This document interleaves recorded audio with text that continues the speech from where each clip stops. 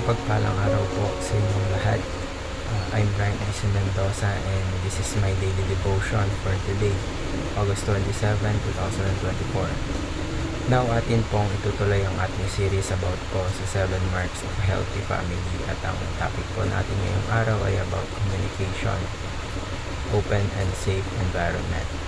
Now ang pag-aaralan po nating talata ay mula po sa James chapter 1 verses 19 and 20.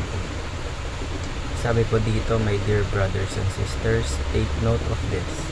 Everyone should be quick to listen, slow to speak, and slow to become angry, because human anger does not produce the righteousness that God desires.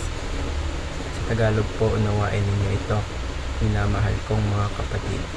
Ang bawat tao ay dapat na maging mabilis sa pakikinig, marahan sa pagsasalita, at mabagal sa pagkagalit, sapagkat ang galit ng tao ay hindi gumagawa ng katuwiran ng Diyos. At para naman po sa ating mga katuruan, una po, safe environment encourages healthy communication. Ibig sabihin po, walang off limits.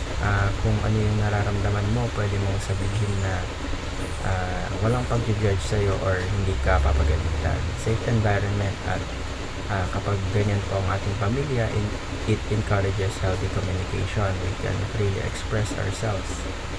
Next po is first rule of communication. One talks, the other one listens.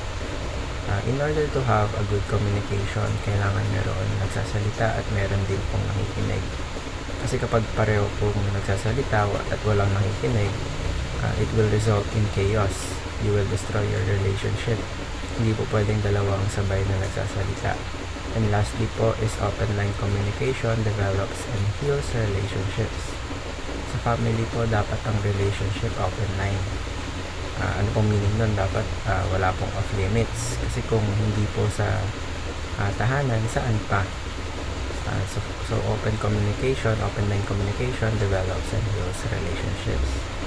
Kaya naman po para sa ating application, una po, everyone must be quick to listen and slow to speak. Napaka-importante po sa pamilya na lahat po ng miyembro ng pamilya ay mabilis makinig at slow to speak. Mahirap po kasi kapag mabilis at magsasalita at mabagal makinig. You let the person express himself or herself. And next po is everyone must be slow to anger, offering safe environment.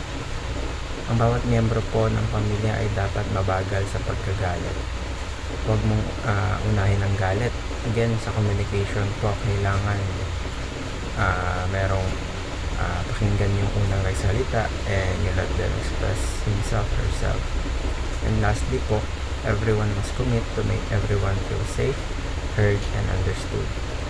Ang bawat miyembro po ng pamilya dapat ipa-feel ninyo na sa inyong pamilya na they are safe, they are heard, na na-express nila ang sarili nila